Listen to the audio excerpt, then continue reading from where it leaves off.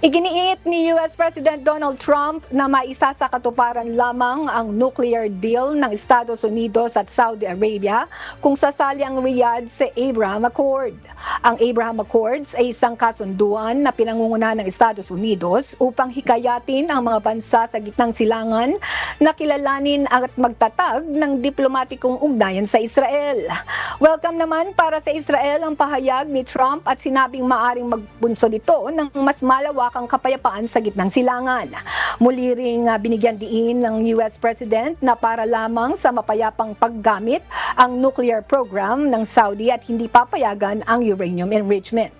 Wala pang komento ang Saudi sa pahayag ni Trump, subalit matagal nang may alitan ang Saudi at Israel dahil sa usapin sa Palestine. Inaasahan namang dadaan pa sa pagsusuri ng US Congress ang kasunduan sa gitna ng mga panggamba na maaari itong magdulot ng paglaganap ng nuclear technology sa rehiyon.